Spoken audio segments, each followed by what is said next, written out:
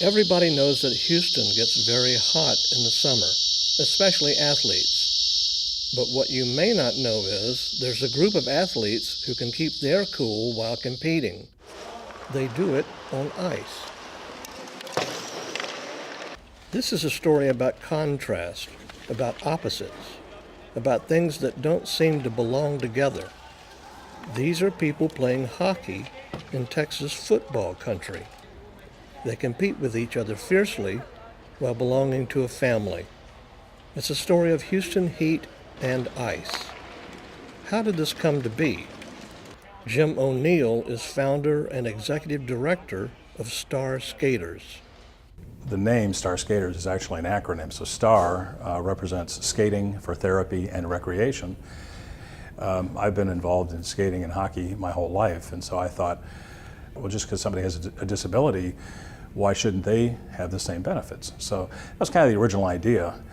After we did the first skating programs that we'd done, I was approached by a friend of mine who's with the USA Hockey, and he came by our program and said, would you like to or USA Hockey would like to put a sled hockey team in Houston. And I said, great, that sounds like a good idea. What's sled hockey? I'd never even heard of sled hockey at that point. Players sit in specially designed sleds that sit on top of two hockey skate blades. There are two sticks for each player instead of one, and the sticks have metal picks on the end for players to propel themselves. Most of the players are people who don't have many choices in selecting a sport. In sled hockey, they have found a home.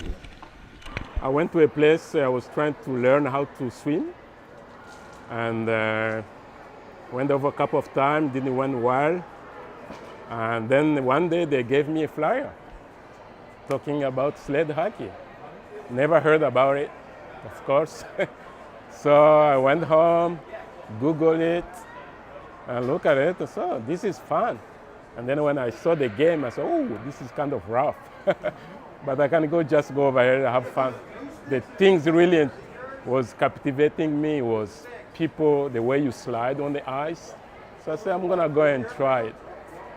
So I came over and tried, and I was hooked.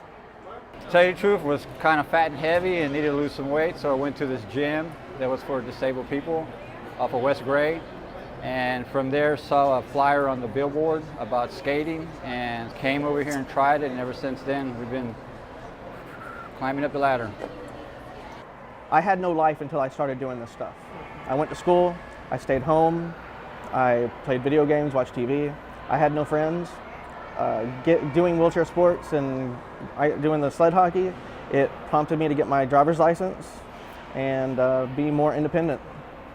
It helps you get your life back, or it helps you start a life if you were born disabled and you never thought you would have anything to do. It's a fun sport. I enjoy it. It makes me feel normal, you know. It's a good sport to get into. This is the freedom. While a lot of the players are limited in mobility, Rico Roman is a great example of how far you can go with sled hockey. I'm a retired disabled veteran, but I was on the 2014 Paralympic Sochi gold medal winning team, and then I've also been doing a lot with, I've been just so fortunate from the games and help other adaptive athletes get into the sport of sled hockey. Star Skaters is a Paralympic sport club, which means that our more competitive, talented athletes actually have a pipeline to the Olympics. I mean, there's some really special people involved in this program, you know, from all the skating instructors, the coaches.